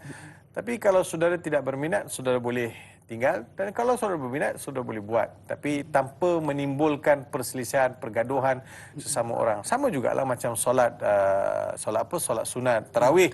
Bila bulan Ramadan, orang perlu berselisih. Oh, nak buat ke tak nak buat? Nak buat 8 ke nak buat 20? Jadi kalau zaman Umar bin Al-Khattab pernah buat 30. Kita pergi 20, lepas tu kita duk berselisih 8. 8 ke 20? 8 pun boleh, 20 pun boleh. Tapi kalau kita pergi Mekah, kita kata Mekah lah tempat yang betul-betul berpegang pada sunnah kan. Dia pun buat 21, dia pun buat 20. Kita pula dekat Malaysia 8, kata je lah malas. Tapi siapa nak buat 8, buat saudara. Tak ada masalah. Itu pahaman. Tapi jangan salahkan yang buat 20. Yang buat 20 jangan pula salahkan yang buat 8. Masing-masing kan. Apa guna buat 20 tetapi mempersenda dan juga memperkecil yang 8? Sia-sialah amalan. Dan apa guna kita buat 8, kata inilah sunnah, lepas tu kita pelekeh pula kawan yang buat 20. Maka kita pun sia-sia amalan. Jadi madamal amr yakni mutlaq yajri ala itlaqihi. Selagi mana sesuatu urusan itu dinampak dalam bentuk mutlak, tidak ada taqayyud, tidak ada sesuatu yang mengikat, maka dia masih lagi mutlak. Dia masih lagi berpeluang untuk diijtihadkan oleh para sarjana, para ulama yang diberikan ilmu dan diberi autoriti. InsyaAllah 8 ke 20. Tapi sebenarnya selalu mempertikaikan ni doktor. Dia pun duk mempertikai, duk bergaduh-bergaduh lah sekali tak solat pun. Jadi insyaAllah. Jadi yang tak kisah 8 ataupun 20, yang penting kita laksanakan. InsyaAllah Ramadan bakal tiba. Ayuh sama-sama kita bina satu keazaman untuk kita mempertikaikan amalan bila mana datangnya Ramadan pada tahun ini. InsyaAllah. Jadi doktor, kita nak raikan satu soalan dengan Saki-Baki kita berada di TV3 pada saat ini. Dengan soalan berikutnya daripada Nurul Hidayah Saifuddin. Assalamualaikum. Waalaikumsalam warahmatullahi. Apakah yang dimaksudkan dengan hawa nafsu pada ayat ke-18? Siapakah orang yang tidak mengetahui itu? Adakah ia merujuk kepada mereka yang tidak berilmu? Sekian, terima kasih. Satu soalan yang menarik berkaitan dengan perkataan la ya'lamun tu, doktor. Silakan. Ya, mereka yang tidak mengetahui ini adalah lafaznya bersifat umum, tapi kalau kita melihat dalam konteks ayat ini, dia merujuk kepada ahli kitab ataupun Bani Israel yang mereka tidak mengetahui terhadap apa yang mereka cuba bantah. Mereka persis, sebab itu musuh yang paling dekat pada seseorang itu adalah kejahilan dia. Kadang kita bercakap macam kita pandai tau. Cakap macam pandai sangat, tapi macam tak betul aja. Tapi dia rasa confident. Dia dah confident. Dia cakap dia rasa confident. Tapi kita kata tak betul ni. Tak betul. Jadi kita fikir yang dimaksudkan bahawa yang la ya'lamun ini adalah golongan yang tidak mengetahui. Jadi Allah nak beritahu pada Nabi Muhammad sallallahu alaihi wasallam, ikut kepada panduan Tuhan, Tuhan yang Maha mengetahui, dan jangan toleh kepada orang yang tidak mengetahui. Kita begini juga dalam dunia hari ini, kita ada imam-imam muktabar, kita ada guru-guru yang bertauliah, kita ada guru-guru yang muktabar. Kita ikut dia lah. Ini pergi ikut ajaran-ajaran yang lain pasal apa? Yang tak ada asas langsung. Dia pergi ikut ayah pin lah, Milah Ibrahim lah, kemudian ajaran-ajaran sesat. Kat Malaysia ni beratus ajaran sesat. Yang latest ni dekat mana? Dekat Ampang. Agama Melayu. Agama Melayu apa? Ibu Yati apa? Kan? Buat pula agama. Ada pula orang ikut. Saya pun tak faham. Lepas tu berhujah pula. Kenapa kita mengucap la isyhadu la ilaha illallah asyhadu Muhammadar Rasulullah? Kenapa tak masukkan hantu Nabi Ibrahim, tak masukkan Nabi Musa, tak masukkan Nabi Isa? Kau dah kenapa? Hilang kewarasan. Jadi dia jadi tak berapa nak betul. Kan bila saya mengaku, saya sebagai umat Nabi Muhammad sallallahu alaihi wasallam, saya disuruh mengaku bahawa tiada Tuhan berhak disembah tiada Tuhan berhak disembah melainkan Allah, dan Nabi Muhammad itu adalah pesuruh Allah, sebab Nabi Muhammad itu adalah rasul saya. Setiap nabi, setiap umat ada rasul mereka. Saya tidak disuruh ikut Nabi Musa, tapi saya hormat Nabi Musa, saya sayang Nabi Musa. Saudara tahu bila Nabi Muhammad sallallahu alaihi wasallam mendapati Umar bin Al-Khattab pada satu hari sedang pegang beberapa lembaran, dia sedang baca, Umar sedang baca. Nabi tanya pada Umar, "Kau baca apa wahai Umar?" "Aku baca lembaran daripada Taurat." Jadi merah padam Nabi Muhammad sallallahu alaihi wasallam. Umar jadi marah. Sebab apa Nabi marah? Sebab Nabi kata, "Ya Umar, i'lam law kana Musa hayyan ma wasi'ahu illa an yattabi'ani." Omar, ketahuilah sekiranya Musa itu masih hidup, dia mesti ikut aku. Dalam peristiwa akhir zaman, asyratus sa'ah, kita tahu peristiwa akhir zaman ialah Nabi Isa akan turun. Pada hari yang sama juga Imam Mahdi pun akan ada dalam masjid di Syria. Ada satu masjid yang dipanggil Masjid Umayyah ni kan, masjid tertua. Jadi pada masa itu Nabi Isa akan turun waktu subuh. Pagi Jumaat dia kata waktu subuh turun. Turun tu Nabi Isa tu dalam keadaan basah. Basah sebab apa basah? Diturun daripada langit. Tuhan bawa turun. Sebab lalu dekat embun, lalu dekat awan-awan ni basah lah turun kat bumi. Sampai dekat bumi, masuk dalam masjid. akan diazan, akan dikamat. Nak solat subuh ni, dia masuk time subuh, dia masuk. Imam Mahdi dah naik depan untuk jadi imam. Bila Imam Mahdi toleh belakang, tengok yang datang itu Nabi Isa, Imam Mahdi akan ke tepi, akan memberi penghormatan kepada Nabi Isa. Wahai Nabi Isa, silakan ke hadapan untuk jadi imam. La, dia kata aku tak boleh jadi imam. Sekarang syariat Muhammad, engkau jadi imam, aku jadi makmum. Nak cakap apa? Allah, nak ikut buat apa? Nak ikut apa? Allah. Cerdik sangat kita kadang-kadang kita bercakap benda. Kadang saya tak faham. Kita suka menimbulkan kekeliruan, perselisihan. Jadi kita nak bina. Jadi jangan ikut orang yang tidak mengetahui. Sebab itu Quran sebut fasalu ahla dzikri in kuntum la ta'lamun. Tanya orang yang berilmu dalam bidang tersebut, jangan sembrono. Tanya orang kalau kita nak buat roti canai sedap, kita tanya orang pandai buat roti canai. Jangan tanya pada orang buat apa balik. Dia pun tak tahu. Jadi satgi roti canai kita jadi macam apa balik. Apa balik jadi macam roti canai. Tak boleh. Setiap seorang ada kelebihan, ada tempat yang harus kita rujuk. Jadi kita tidak mahu membiarkan diri kita dibelenggu dengan kejahilan, tidak tahu, kerana itu akan membawa kepada ketidakstabilan kehidupan dalam masyarakat. Sebab itu kita buat program Tanyalah Ustaz ni untuk biar tahu, jangan keliru. Jangan keliru lagi dah lepas ni. Terima kasih. InsyaAllah kita umat Nabi Muhammad, maka patuhilah syariat Nabi Muhammad SAW. InsyaAllah. Jadi sedap betul sekalian, kita nak melabuhkan tirai kita terlebih dahulu di TV3. Jangan lupa untuk saksikan ekstra 30 minit eksklusif di TV9. Tanyalah Ustaz, biar tahu, jangan keliru. Kembali sebentar sahaja lagi.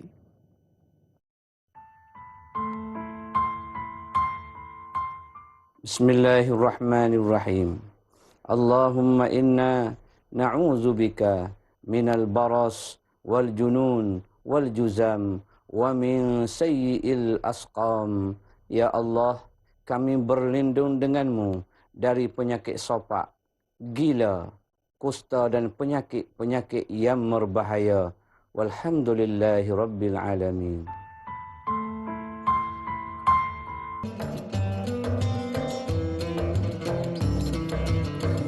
Alhamdulillah, kembali kita bertemu dalam siaran langsung rancangan Buah Bicara Agama nombor 1 di Malaysia. Tak letak bukan Tanyalah Ustaz, biar tahu, jangan keliru. Alhamdulillah, pada pagi ini kita dipertemukan Allah Subhanahu Wa Taala dan juga sekarang ini kita berada di TV9 untuk kita terus melanjutkan lagi pengajian kita di dalam tafsir dan taranum menerusi surah Al-Jathiyah ayat 17 hingga ayat 20 pada pagi ini. Dan Alhamdulillah, sebelum mana kita berhenti berehat sebentar tadi, kita telah pun mempelajari tafsir daripada ayat 17 dan juga 18. Jadi sekarang ni kita nak raikan persoalan berikutnya berkaitan dengan ayat yang ke-19 daripada Puan Masrifah Nur Jama'in.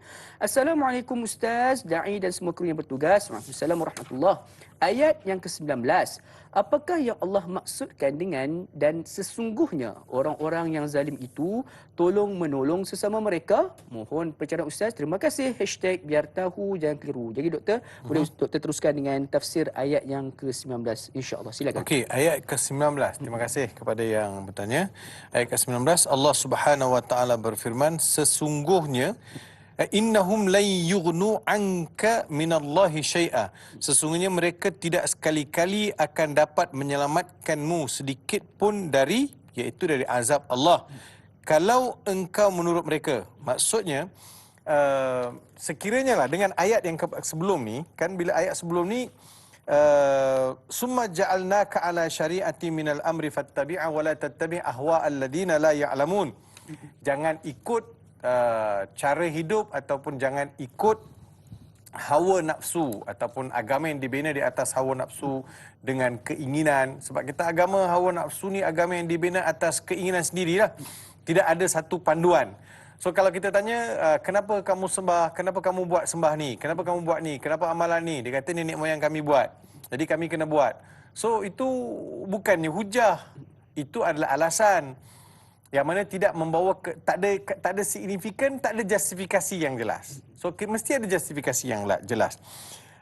Kemudian la ya'lamun, Allah Subhanahu Wa Taala sambung lagi, innahum la yughnu anka minallahi syai'a. Sekiranya wahai Muhammad begini. Sekiranya wahai Muhammad, engkau ikut apa yang mereka asaskan ataupun ikut hawa nafsu mereka, ikut agama mereka, tinggalkan syariat yang jelas dengan dalil, dengan hujah, dengan wahyu, kau tinggalkan ni, kau ikut pula mereka, ingat nanti kalaulah ditakdirkan kau diazab oleh Allah, tak ada siapa yang boleh tolong.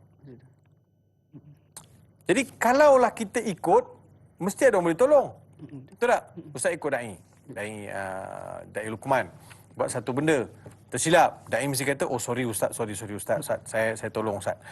Saya dah silap sebab Ustaz ikut saya kan. Jadi saya yang bertanggungjawab, saya tolong Ustaz, saya selamatkan Ustaz, saya bantu Ustaz. Tak bolehlah hujung-hujung, betul lah saya ikut, nanti lalas Da'i tolong Ustaz. Siapa suruh Ustaz ikut saya? Betul tak?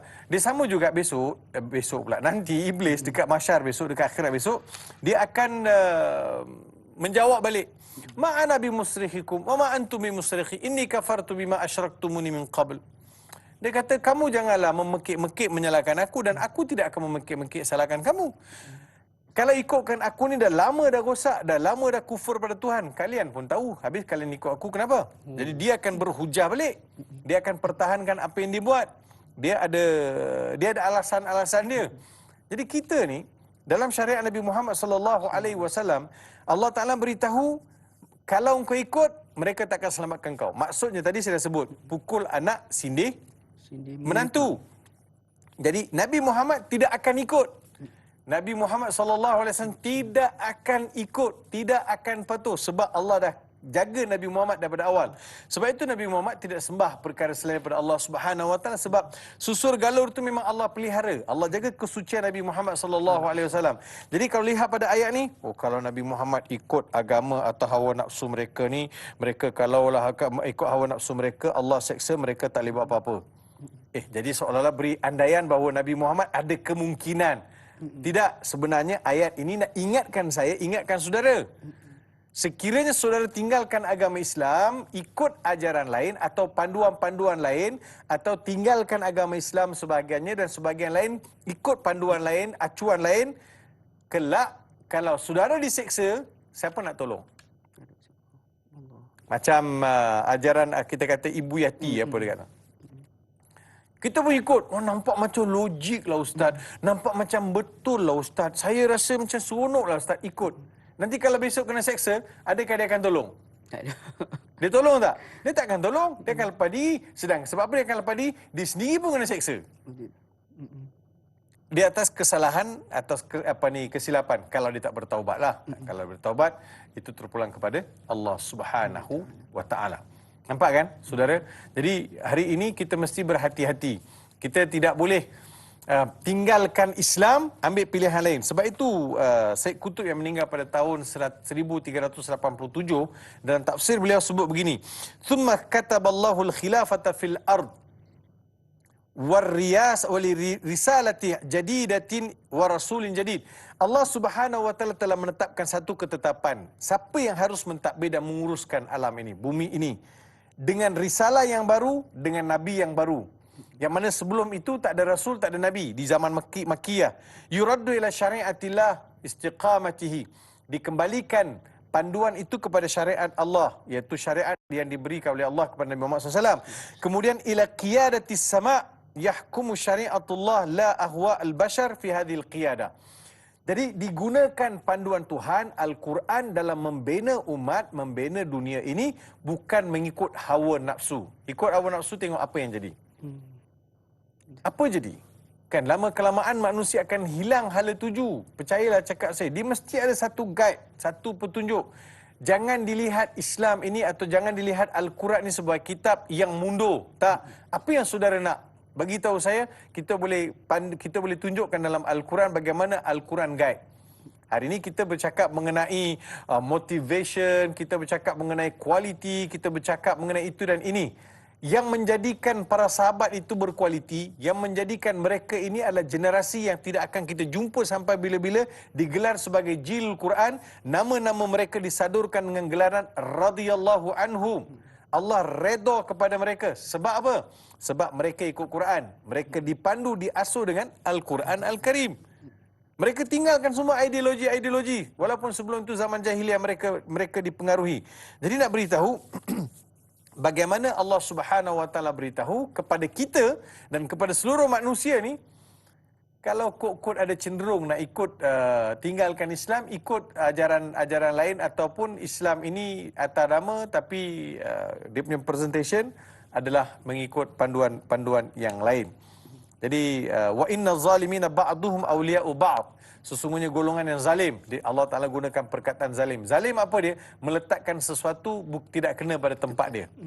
Akal ada, kewarasan ada, ilmu ada, you profesor besar, you kaji mengenai astronomi, you boleh bilang, you boleh kira dari sini kalau ikut kepantasan cahaya bila boleh sampai ke bulan, bila sampai ke Pluto, bila sampai ke Marikh, bila boleh sampai ke Zuhal. Yang ni semua kita boleh kalkulate. Tapi dalam pilih Tuhan, dalam pilih ajaran untuk kehidupan, salah pilih. So kecerdikan dan kepandaian itu. Jadi Tuhan kata you salah letak tempat lah. Wa inna zalimina ba'duhum awliya'u ba'd. Kemudian bila dalam isu berkaitan dengan nak menentang Islam, nak lawan Islam, kita akan dapat lihat dari mana entah datang sokongan. Ada je pihak yang datang sokong. Jom kita pakat-pakat lawan Islam. Kenapa nak lawan Islam? Apa dah Islam buat dengan saudara? Apa dah Islam buat dengan saudara? Tengok dari dulu, saya pernah sebut dalam pentas yang sama ni. Kita lihat dalam sejarah berapa kali orang Islam masuk ke dalam rumah ibadat orang bukan Islam untuk bunuh. Tak akan jumpa satu peristiwa pun orang Islam masuk ke dalam rumah ibadat orang bukan Islam daripada sejarah daripada Nabi Muhammad sampai sekarang ni, masuk rumah orang Islam, rumah ibadat orang bukan Islam, bunuh. Tapi dalam sejarah cukup banyak orang bukan Islam masuk ke dalam rumah orang Islam atau rumah ibadat orang Islam, bunuh orang Islam. Yang paling dekat New Zealand apa yang berlaku. Jadi dia akan berganding bahu untuk bantai Islam. Jadi wallahu waliyul muttaqin. Ini yang menyejukkan kita. Allah akan menjadi pembantu kita. Allah akan protect kita. Innallaha yudafi'u 'anil ladina amanu. Allah akan defend kita. Allah akan jadi sebab baik pembantu untuk kita. Terima kasih, Dai. InsyaAllah. Jadi sidang penonton sekalian, itulah penerangan tafsir daripada ayat yang ke-19 pada surah Al-Jasiyah. Jadi sidang penonton sekalian, banyak lagi persoalan yang kita akan jawab dan insyaAllah selepas berhenti berehat sebentar lagi, kita akan teruskan dengan tafsir ayat yang ke-20. Jangan ke mana-mana, teruskan bersama kami rancangan Tanyalah Ustaz, biar tahu, jangan keliru.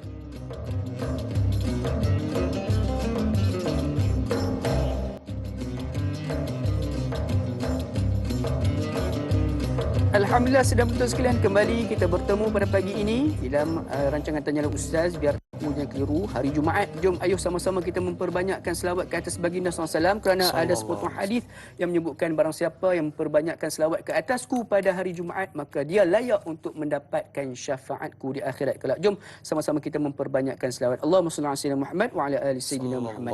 Jadi insya-Allah doktor, sidang putus sekalian, kita sudah pun memasuki ayat yang terakhir perbincangan kita pada pagi ini, iaitu ayat yang ke-20. Namun sebelum tu, jom kita sama-sama naraikan soalan yang berikutnya daripada sahabat kita Aiman Aizuddin. Assalamualaikum. Waalaikumsalam warahmatullahi. Ayat yang ke-20. Adakah Al-Quran hanya akan menjadi pedoman dan petunjuk bagi orang-orang yang meyakininya sahaja? Adakah mereka ini akan mendapat manfaat kebaikan di dunia dan kebaikan ketika di akhirat kerana Al-Quran menjadi petunjuk jalan kebenaran dalam kehidupan mereka? Mohon pencerahan doktor. Terima kasih. #biar tahu jangan keliru. Jadi doktor, dengan menjawab persoalan ini juga boleh doktor selitkan tentang berkaitan dengan tafsir ayat yang ke-20. Silakan. Okey, terima kasih kepada saudari yang bertanya. Kepada para penonton yang saya kasih sekalian. Ayat yang ke-20 ni Allah berfirman, hadza basairu linnas wa hudan wa rahmatan liqaumin yuqinun. Merujuk kepada soalan yang ditanyakan oleh penanya tu berkaitan adakah Al-Quran ini menjadi panduan, adakah Al-Quran ini menjadi petunjuk di dunia saja ataupun dia menjadi panduan juga untuk bawa kita sampai ke akhirat. Jawapannya ya, Al-Quran adalah sebuah kitab yang menjamin kesejahteraan hidup kita di dunia dan membawa kesejahteraan hidup di akhirat. Al-Quran adalah kitab yang diturunkan untuk menjadikan manusia ini kehidupan mereka lebih bermatlamat, lebih terarah dan lebih terpandu. Inna hadzal Qur'ana yahdi lillati hiya aqwam. Sesungguhnya Al-Quran ini tunjukkan manusia jalan yang lurus. Jangan jadikan kitab-kitab kitab-kitab selain Al-Quran setanding dengan Al-Quran ataupun panduan-panduan yang ada. Kalau kita lihat surah Al-Baqarah, dzalikal kitabu la raiba fihi hudal lil muttaqin. Inilah satu kitab yang tiada keraguan di dalamnya, menjadi panduan bagi orang yang bertakwa. Dai Luqman biasa tak baca buku, beli buku kan? Kita biasa beli buku kan? Dan dai beli buku, Kalau biasa kita suka baca buku, bila kita baca buku, kita kena baca kata pengantar penulis. Kan? Dia punya kata pengantar sebab kita nak tahu apa idea nak sampaikan. Biasanya dalam kata pengantar dia akan bagi tahu saya telah menghasilkan buku ni, idea saya begini-begini. Namun demikian, salah silap, saya tak terlepas daripada salah silap dan sebarang teguran saya alu-alukan. Ini adalah satu sumbangan kecil daripada saya. Dia akan meletakkan satu batasan bahawa dia ni masih lagi belajar, masih ada sifat-sifat tawaduk, dia tak membesar diri kan. Tak kira dia sehebat mana pun dia ni dalam pencapaian ilmu. Betul kan? Tak ada kita takkan jumpa. Takkan jumpa seorang profesor tulis buku, inilah sebuah buku tulisan saya. Saya yakin takkan ada siapa boleh tulis macam saya tulis ni. Dan ini adalah satu-satunya pandangan yang muktamad. Takkan jumpa. Quran tidak begitu. Quran kata apa? Zalikal kitabul la raiba fihi hudal lil muttaqin. Pap, dia seal terus. Dia seal kata ini satu kitab yang tak ada keraguan. Awal-awal lagi. Ayat kedua. Awal-awal lagi, you punya persepsi terhadap Quran, letakkan ini kitab tak ada keraguan. Sebab you akan pergi pada 114 surah nanti. Ada 113 surah. Kita nak habiskan. Surah Fatihah sudah, masuk surah Al-Baqarah. Nak pergi ni, jauh lagi perjalanan. So, jangan ada keraguan. Bila baca, ya ke, betul ke, ya betul sikit, kena tutup ke, kena ada undang-undang lah Islam ke. Jadi, dia tidak boleh. Sebab awal-awal lagi telah meletakkan. Jadi, inilah panduan. Jadi, Nabi pun sebut, aku tinggalkan pada kalian dua perkara. Al-Quran dan Sunnah. Selagi mana kita berpegang pada keduanya, kita tidak akan sesat. Tapi cuma kita kena tahu dan Luqman, berpegang tu macam mana pegang ke? Pegang dalam erti kata, jadikan Al-Quran sebagai panduan. Baca Quran itu, fahami ayat dia, kemudian laksanakan dalam kehidupan.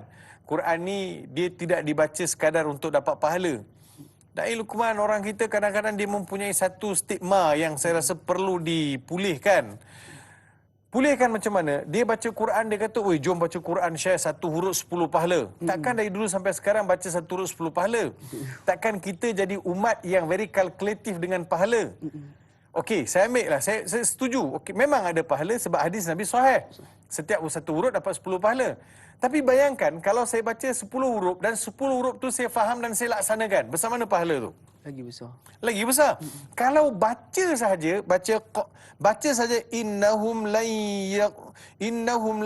yughnu anka minallahi syai'a.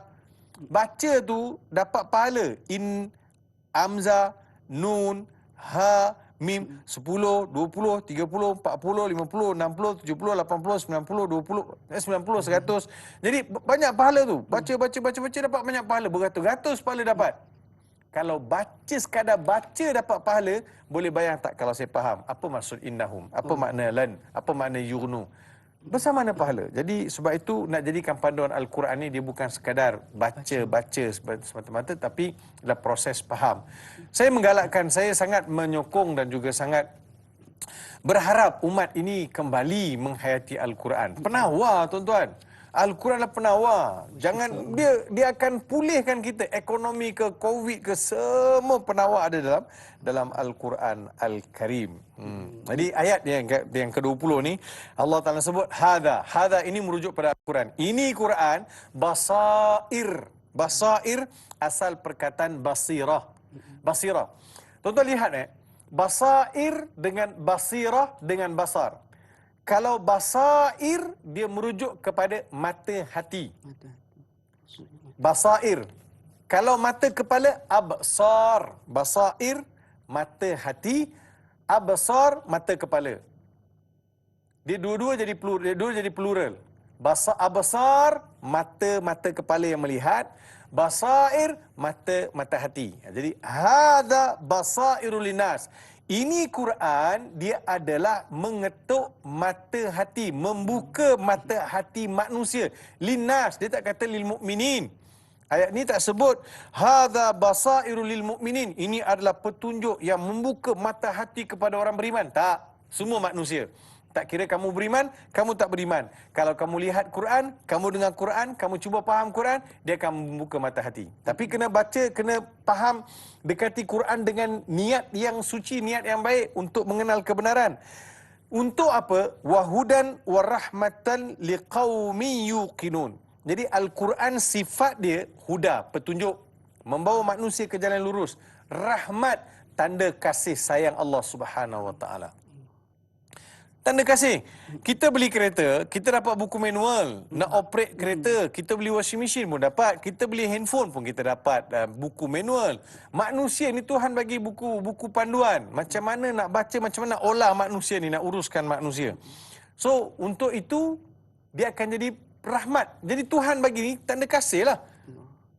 Orang bagi beli kereta, tengok-tengok buku manual tak ada. Jadi zalim betul. Macam mana saya nak, di mana saya nak tarik, nak buka tangki minyaknya, nak start, saya tak tahu. Bateri ke apa ke semua saya tak tahu. Sebab saya zero, sebab tak ada buku manual. Manusia ni untuk hidup lebih sejahtera, Allah bagi Al-Quran. Sebab itu Imam Tabari sebut, hadzal kitab alladhi unzila ilaika ya Muhammad basairul linnas yubsiruna bihi al-haq wal batil. Menggunakan mata hati mencari kebenaran dan juga mengenal perkara-perkara yang batil, dan juga mereka tahu jalan nak kembali. Dalam satu ayat Allah Taala sebut, fa innaha la ta'mal absar walakin ta'mal qulubul lati fis sudur. Allah Subhanahu Wa Taala sebut, yang buta sebenarnya bukan buta mata kepala, yang buta itu adalah buta mata hati. Pak Hamka kata begini, Luqman, ingat betul-betul. Saudara-saudara sekalian, ingat kata-kata ini betul. Ini Pak Hamka sebut, Allah Subhanahu Wa Taala nyatakan melalui ayat ini bahawa Allah tidak kisah kalau mata kepala kita buta, asalkan mata hati celik. Kalau kepala mata ni buta, mata hati kita celik, kita sejak selamat. Tapi, kalau mata kepala kita celik, mata hati yang buta, kita serugi-rugi manusia. Sebab apa Ustaz? Sebab, apa guna mata ini celik? Mata ini celik gunanya untuk melihat segala kebesaran Allah Subhanahu Wa Taala, kemudian dicerap, buat penyerapan, buat observation, melihat, mata ni melihat, kemudian dihantar mesej kepada mata hati untuk melihat kebesaran Allah Subhanahu Wa Taala.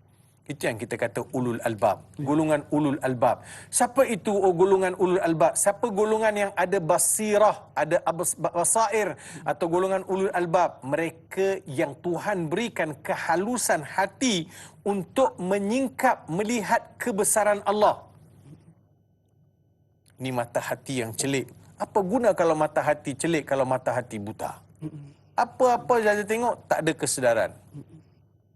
Kan? Dia tengok burung, tak rasa apa. Dia tengok hujan, tak rasa apa. Dia tengok matahari, tak rasa apa. Dia tengok bulan dan bintang, tak rasa apa-apa. Dia mesti ada rasa adanya Tuhan. Mata hati akan melihat, bukan mata kepala yang melihat. So, mata kepala ni selalu sangat tertipu dengan apa yang dilihat.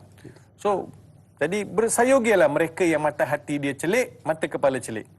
Berapa ramai yang mata kepala ini sudah dia buta. Allah dah angkat. Tapi dia ada mata hati. Hafiz Quran. Ada budak tu dia buta. Saya duduk sebelah dia, lama dah dekat 15 tahun tak jumpa. Jumpa dalam ada satu program 3-4 hari lah kami pernah berkampung, pernah sembang. Lepas tu Ustaz pergi Jordan apa semua, Ustaz balik. Dah 15 tahun Ustaz tak jumpa. Ustaz pergi, Ustaz bagi salam. Ustaz berdiri sebelah dia.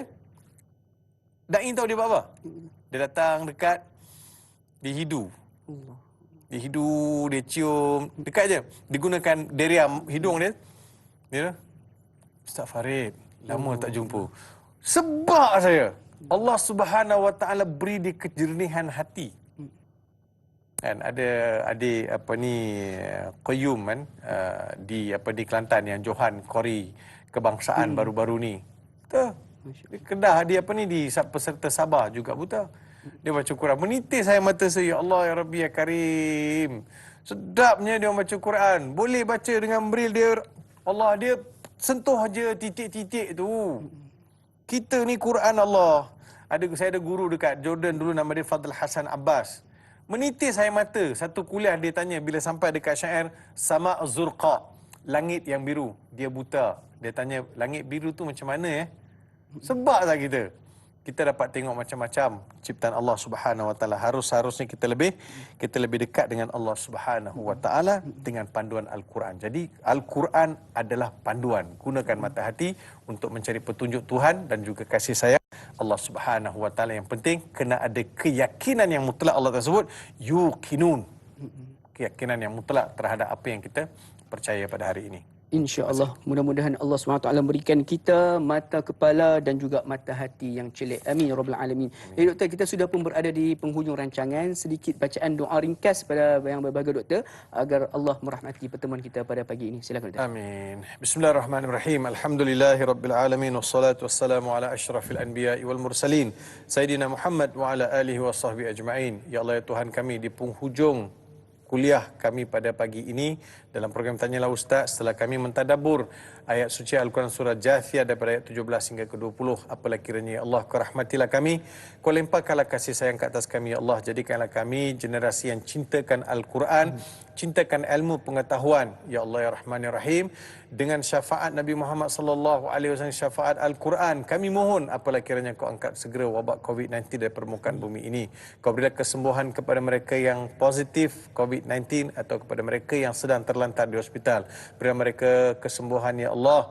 Kau berilah kekuatan kepada frontliner, kepada doktor, kepada nurses, kepada abang-abang polis kami, kepada abang askar kami yang berempas pulas dan juga berhujan panas di tepi-tepi jalan ataupun di checkpoint-checkpoint menjaga kami ya Allah. Berikan mereka kekuatan. Limpahkanlah pahala kepada mereka ya Allah kerana jaga kesejahteraan negara. Begitu juga ya Allah, kau selamatkanlah negara kami dan juga anak cucu kami, sanak saudara kami, jiran tetangga kami daripada wabak COVID-19, dan berilah kami kekuatan untuk hidup hidup berkasih sayang dan juga hidup dalam keadaan harmoni. Rabbana zalamna anfusana wa illam taghfir lana wa tarhamna lanakunanna minal khasirin. Wa sallallahu ala sayidina Muhammad wa ala alihi wa sahbihi wa baraka sallam. Subhana rabbika rabbil izzati amma yasifun wa salamun alal mursalin walhamdulillahi rabbil alamin. Amin Rabbil Alamin. Jazakallah khairan katsira. Yang bergaul doktor di atas perkongsian ilmu berbagi, mudah-mudahan bermanfaat. Dan jangan lupa sidang penonton sekalian, esok sekali lagi bersama dengan Dr. Muhammad Farid Rabi Abdullah kita untuk kesinambungan surah Al-Jasiyah pada ayat 21 hingga 24 bersama dengan moderator kita Dai Anas. Jadi insya-Allah jangan lupa untuk kita teruskan lagi pengajian tadabbur dan juga tafsir kita pada esok hari. Jadi insya-Allah sidang penonton sekalian, mohon maaf di atas salah silap daripada saya dan Luqman. Jadi mudah-mudahan kita bertemu lagi di lain episod dalam rancangan Tanya Ustaz, biar tahu jangan keliru. Assalamualaikum warahmatullahi wabarakatuh. Assalamualaikum.